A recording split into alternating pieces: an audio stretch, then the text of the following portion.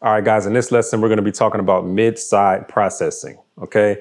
Now, mid-side processing is one of those kind of slept on, I think, functions, tools that we can use in mixing. I don't really hear people talk about it that much, but I pretty much use it on every single mix that I do. So let's get right into it and see how we can use it to help us get better mixes. What is mid-side processing?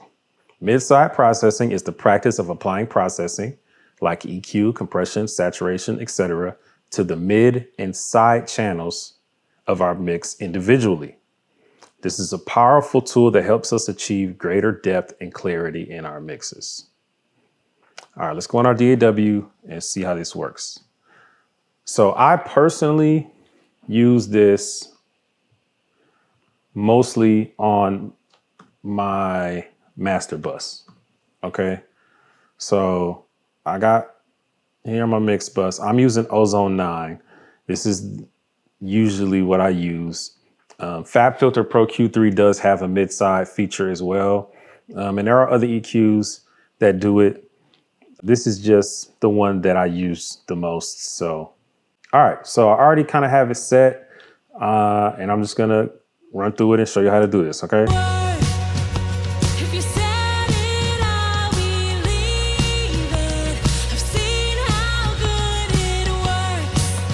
Okay, so you see we have mid and we have side. All right, now you change it right here. So when you open up an EQ in Ozone, it's gonna have this little thing, stereo, mid, side, left, right. All right. So what we can do is we can solo the middle and we can solo the side, right? And listen to them and see what information we have in each one, right? So let me solo the middle and just play it.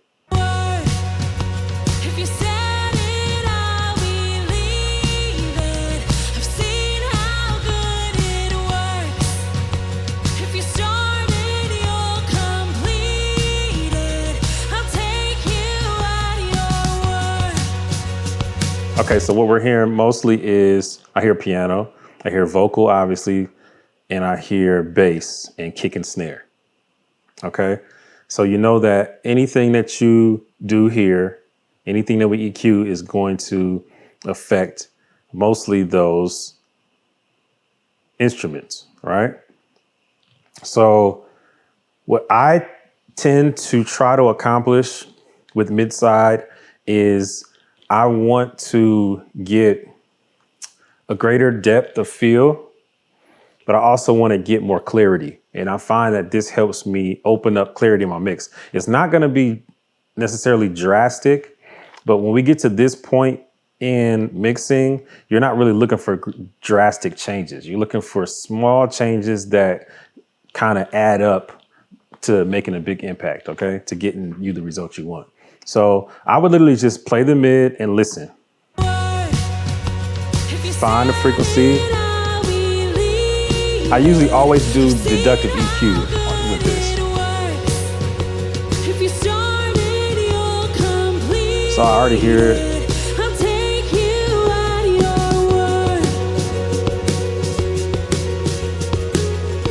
It's just kind of some of that low mid area that gets noisy and kind of messy. And I don't do a lot. 2 dB, one to 3 at the most.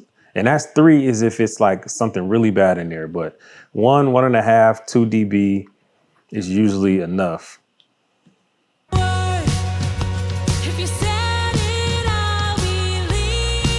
And then I unsolo it and just listen.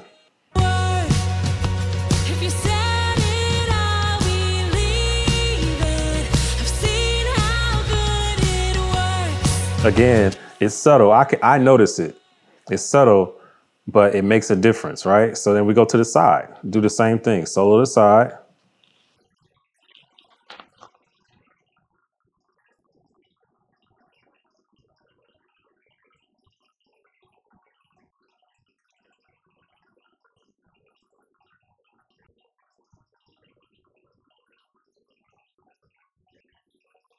Okay, so I hear a guitar, both guitars. I hear the toms and the cymbals, overheads. and the reverb and delay from the vocals. So usually on the side, the first thing I do is take away some low end, because in reality, we don't need it. In most cases, you don't want a whole bunch of low end in your side channels. Okay. I noticed that when I focus my low end to my middle and roll off some in the side, it opens up my whole mix. And so now that stuff that's in the side, the reverb feels wider. The delays feel wider. They feel brighter. They feel like the whole mix feels like it has more space. And so same, I dipped 500, 504. I took a little bit out of the mids, and then I just boosted the highs just because I know it's going to make the vocals shine a little bit because of the reverb. So that reverb and delay on the vocals is going to shine. The top end of that acoustic guitar is going to shine through, right?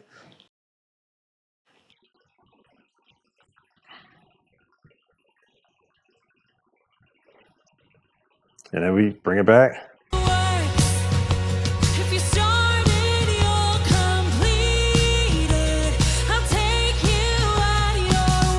And of course, we'll A-B it by deactivating the equalizer and then bringing it back in. So this is with it off.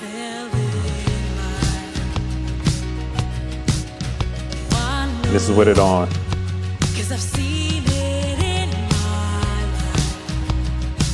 Like I said, it's subtle difference, but it amounts to a big difference, and I can hear it. And so, like I said, mid-side EQ is very, very powerful. It's one of those things that, you know, when you get to getting towards the end of your mix. So some people mix through their mix bus, right? Meaning they have their mix bus plugins already on there, and then they start their mix with this already there. I don't do that just because it's not my process, right? I like to start with what I have, get it just kind of to a certain point, and then I know when I want to start building my mix bus. And so when I get to this part, mid-side EQ, this is really when I'm starting to find out, okay, is this good? Is this working? You know what I mean? When I'm doing my mid-side, that's when I'm figuring out if it's working. If I do my mid-side and then I like where I'm at, I know like, okay, I'm on the right track. It's still some more to do, but I can hear I'm getting more clarity. I'm getting more depth. I'm getting more tonal balance, you know? Well, now you can do compression mid-side, saturation, you know, you can do all kind of things mid-side. I normally only use EQ when I'm doing mid-side processing, but that's just me and my process. So get out there, and if you don't have Ozone, you can use FabFilter Pro Q and it'll do this as well. But yeah, start using this in your mixes, and I promise you, you're gonna see a big difference.